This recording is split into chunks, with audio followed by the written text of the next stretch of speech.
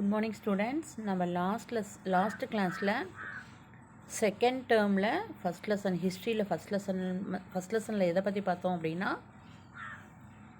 Religion பற்றி பார்த்தோம். அதுக்கு அடுத்தது எஜுகேஷன் பற்றி பார்த்தோம். குருகுலா சிஸ்டம் ஆஃப் எஜுகேஷன் பற்றி பார்த்தோம்.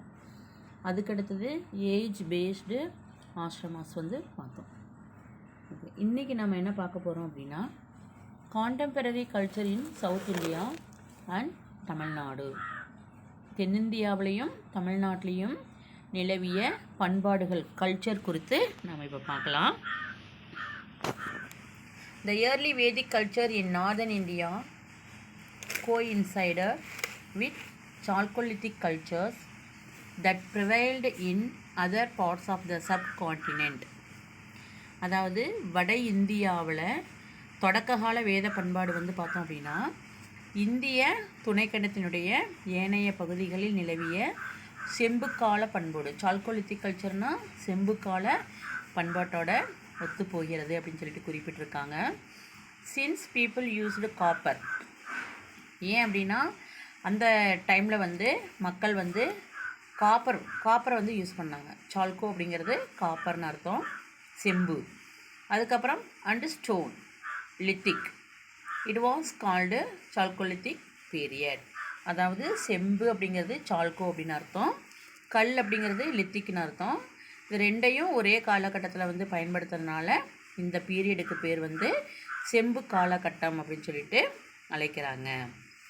தோ Chalcolithic culture of India was contemporary to the mature phase of Harappan culture. They continued to exist even after the decline of the latter. இந்தியாவினுடைய இந்த செம்புக்கால சால்கோலித்திக் கல்ச்சர் பார்த்தோம் அப்படின்னா, செம்புக்கால பண்பாடு பார்த்தோம் அப்படின்னா ஹரப்பா பண்பாட்டினுடைய சமகால பண்பாடாக கருதுகிறாங்க. ஹரப்பா பண்பாடு வீழ்ச்சி அடைந்தது இல்லையா, அதுக்கு பின்னரும் கூட இந்த சால்கோலித்திக் கல்ச்சர் தொடர்ச்சியாக இருந்தது அப்படின்னு சொல்லிட்டு குறிப்பிடுறாங்க. The later Vedic culture in North India and the Iron Age in South India belong to the same period. அதே போல் வட இந்தியாவில் பார்த்தோம் அப்படின்னா லேட்டர் வேதிக் கல்ச்சர் பண்பாடு, அதாவது பின் வேத கால பண்பாடும், தென்னிந்தியாவில் பார்த்தோம் அப்படின்னா அயன் ஏஜ் அப்படிங்கிறது இரும்பு காலமும், இந்த ரெண்டுமே சம காலத்தை சேர்ந்தது. வட இந்தியாவில் இருக்கக்கூடிய லேட்டர் வேதிக் கல்ச்சரும் தென்னிந்தியாவில் இருக்கக்கூடிய அயன் ஏஜ், இது ரெண்டுமே சம காலத்தை சேம் பீரியடை சேர்ந்தது அப்படின்னு சொல்லிட்டு குறிப்பிடுறாங்க. அடுத்தது, towards the end of iron age people stepped into what is known as megalithic culture 600 BC and AD 1000.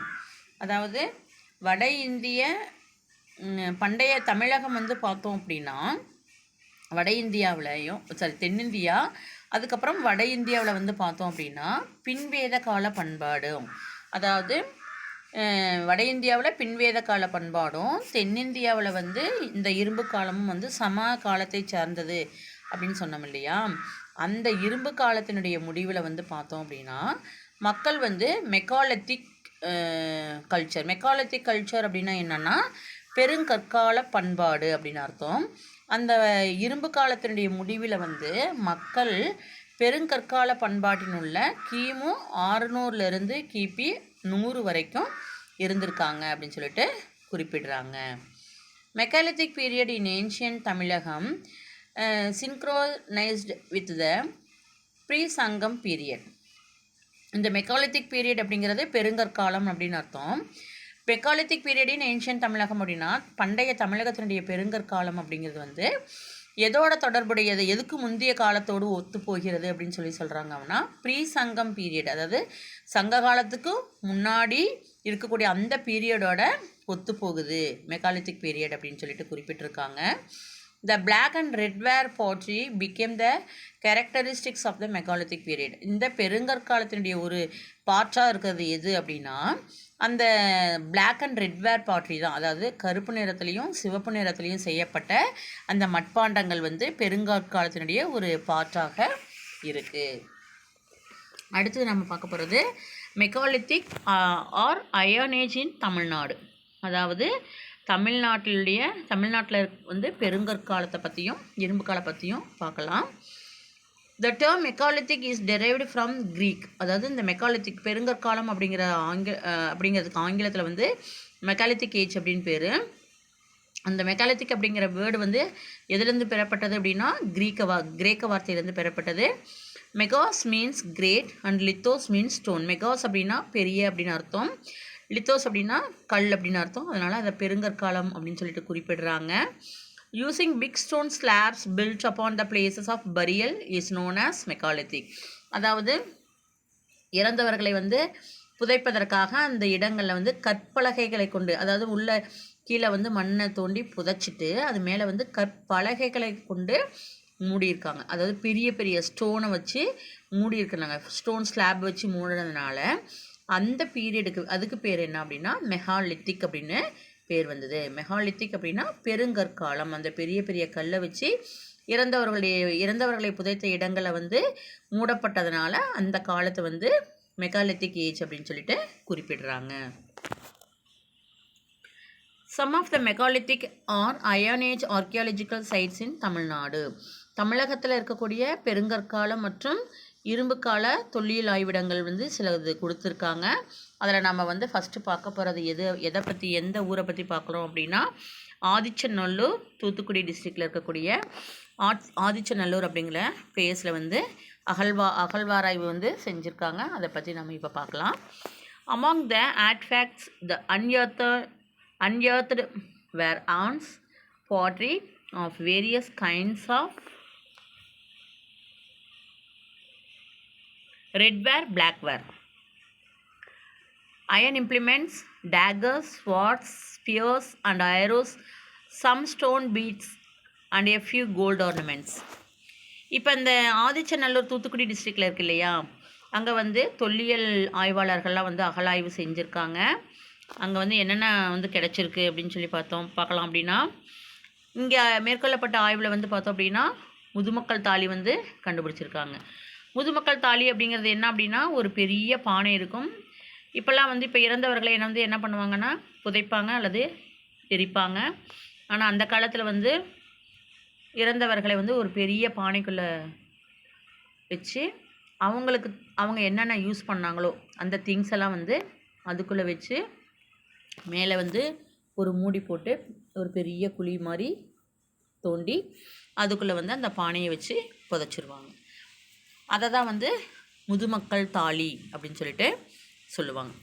அது கண்டுபிடிச்சிருக்காங்க.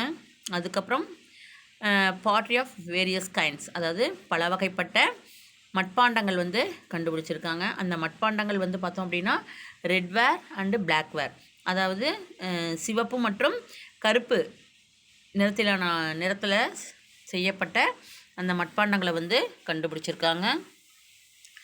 அதுக்கப்புறம் டேகர்ஸ், ஸ்வார்ட்ஸ், அதாவது டேகர்ஸ் அப்படின்னா குத்துவாள் அப்படின்னு சொல்லுவாங்க, சின்ன கத்தி மாதிரி இருக்கு இல்லையா, அதுதான். அதுக்கப்புறம் கத்திகள் கண்டுபிடிச்சிருக்காங்க. அதுக்கப்புறம் ஸ்பியர்ஸ் அண்ட் ஏரோஸ், அதாவது ஈட்டிகள், அம்புகள். அதுக்கப்புறம் சம் ஸ்டோன் பீட்ஸ்,